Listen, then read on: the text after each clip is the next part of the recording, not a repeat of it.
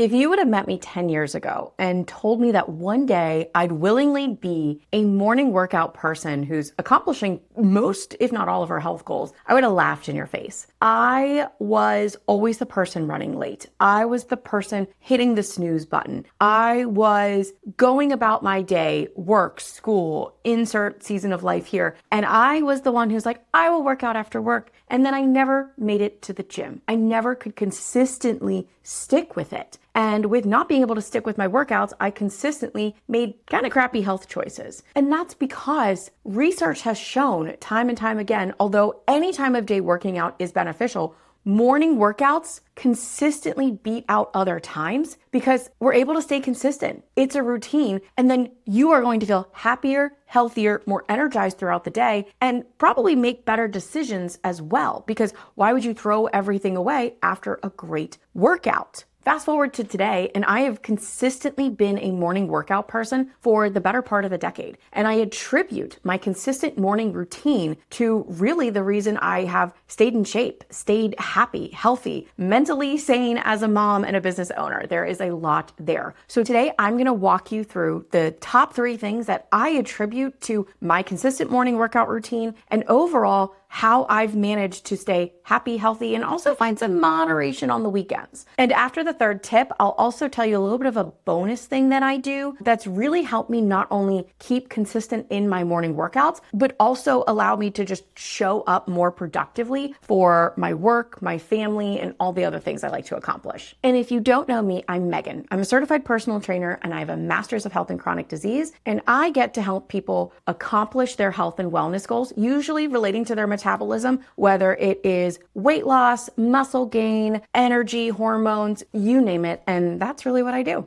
Okay, so let's get into it. The first thing you need to realize to be a consistent morning workout person is that consistency starts the night before, if not the day before. It does not start when your alarm goes off. It starts with the routine you build the day/night before. And this looks a little bit different for everyone, but I'm gonna walk you through my routine, and it's changed over the years. But what I'm gonna encourage you to do is get out a piece of paper right now, get a pen, and write down your own evening routine that is going to help you be successful to be consistent in your morning workouts. Okay, my evening routine that really is how I show up in the mornings to my workout starts around dinner time. We sit down as a family, we eat dinner, there's no screens, even if it's just 15 minutes, 20 minutes, sitting together, talking away from our screens, human interaction, healthy foods, protein, veggies, etc. Okay? Nothing magical there. Then the kitchen starts to close down because the closer you get to bedtime, the more you want to try not to eat. Because the more you eat before bed, the more your sleep could suffer. So I stop eating around 7:30 p.m. at the latest because my goal is to be asleep in bed between 9:30 and 10. After that, my routine is not really my own. I'm a mom now. 10 years ago, it was all about me. Now I have a toddler. So after dinner is eaten, after we clean up, close everything down, I start my son's bedtime routine. I get him to bed before I can kind of bring the focus back to myself. Once my son is in bed, back to me. I start immediately making my mocktail. Now, if you are in the habit of having a drink or two most nights of the week, I am not going to judge you, but I am going to tell you it's going to make it harder to wake up, feel rested, and work out the next day. Alcohol does affect our sleep. So we make sure that on weekdays, we imbibe on mocktails. And I'll put my mocktail recipe in the description with the links of everything I use. But what you need to know is it's electrolyte based. It tastes really good. And it is one of the reasons why my sleep is so good. It's efficient. My HRV is where it's at. Minerals help you sleep. So sleep is then going to help you wake up the next morning. So I'll put the mineral recipe in the description with everything I use. You could steal it if you want. Once my mocktail, we'll call it my mineral mocktail, is made, I will then put my stuff aside for the next morning because you don't want to go scrounging around it for the morning. I put my shoes, my socks, my clothes, my water bottle, my headphones in a spot that I know it's going to be. So when I wake up in the morning, I go right to it. Okay, so my stuff is set out for the morning, my mocktail is made, blue light blocking glasses go on. I have used True Dark glasses specifically. There are some great brands out there, don't get me wrong, but I've used True Dark consistently for a decade just about, and I love them. I swear by them. It really helps me start winding down. I use yellow or red tinted just because you really want to block as much blue light as you can if you're going to watch TV, be on your screens at night, because blue light can disrupt your circadian rhythm. It disrupts sleep, and it doesn't let your body know it's time to start winding down for bed. So blue light blocking glasses go on basically as soon as that mocktail is made, clothes are set out. And then every night I do something for myself. I'm not gonna lie to you, there are some nights where I'm in front of my computer, maybe answering a client email or two, but most nights I like to spend an hour and a half-ish with my blue light blocking glasses on, mocktail sipped, watching TV. I know, screens before bed, but that's my time to wind down and to get some of my day back. I spend my day with others. I spend my day as a mom. That hour and a half is special to me and it's sacred. So I wear my blue light blocking glasses, I drink my mineral mocktail, and then I might watch a little bit of TV, because I don't think healthy living means never looking at a screen or never watching TV. It's moderation. Just like I like to live my life, just like I tell my clients who are most successful to be able to live their life, we need to build the routines that work for your life and still allow space for the things you enjoy. And then really 9:30 hits, I turn off that TV, there's no screens, I get into bed, I might read 10 pages and I go to sleep. The goal is simple. You should be getting about 7 hours of sleep. 8 would be better, 6 is okay, cold, dark room. And this is really to encourage you to set yourself up for healthy sleep. And then the healthy sleep is going to help you wake up feeling more rested and able to get out of bed and get your butt to the gym consistently most days of the week. And overall, if you listen to my channel, you will know that poor sleep in general affects hormones, cravings for crappy food, energy, recovery, and even blood sugar sensitivity, which is not really good for losing weight.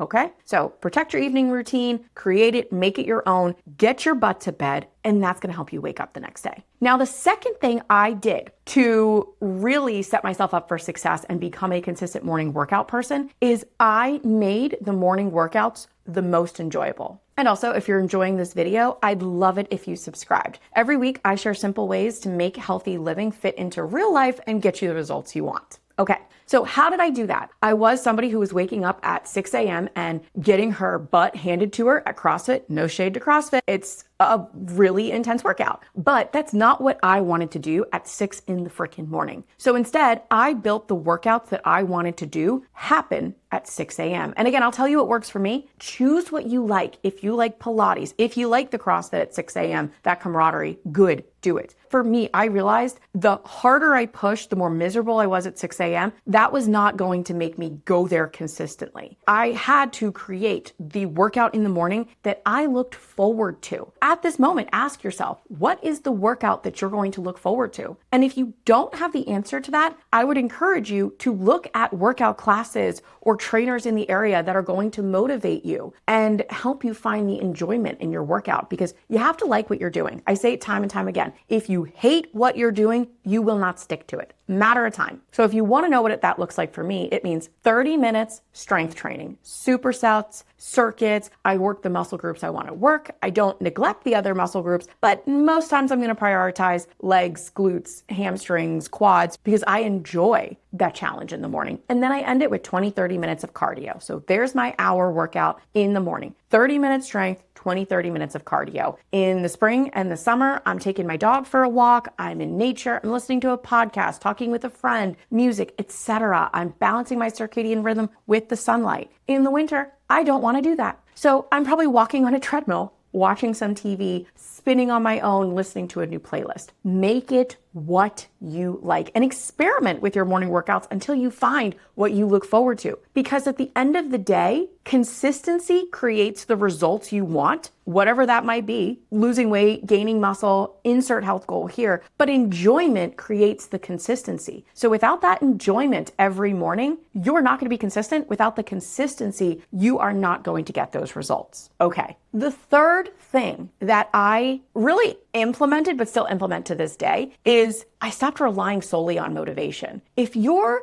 going to wait for motivation to hit you in the face and stay there, you're going to be waiting until you die. That is plain and simple. You will not always be motivated, so you have to be dedicated. So this is where I encourage you to stop negotiating with yourself. Wake up, turn the alarm off, get out of bed, and just start moving. Because you're not always going to feel like you want to work out, but if you make it non-negotiable, just like it's non-negotiable to eat food, to take a shower, to go to work, at least for most of us, then make it non-negotiable to care for yourself first thing in the morning. That is how you're going to get to where you want to be. And the way you're not going to negotiate with yourself is just get the heck out of bed. I once had another trainer who would tell his clients, the hardest weight you're going to lift is the door to my gym. And I thought that was great because he's right. Half the battle is just showing up. We know that that's life too. And it's the same for the gym, going on your run, getting out of bed, going to Pilates. I might tell you the heaviest weight you might lift are the covers off of your body. Get your feet on the floor. Drink your coffee, whatever it might be, your electrolytes, preferably electrolytes and then coffee, but that's okay. I just want you to make sure from the time you wake up to getting out of the house, if you can, keep it as short as possible. Because if you're like, I'm going to walk the dog, I'm going to do this, I'm going to do that, that is more time for you to talk yourself out of your workout. Keep it 15 minutes or less.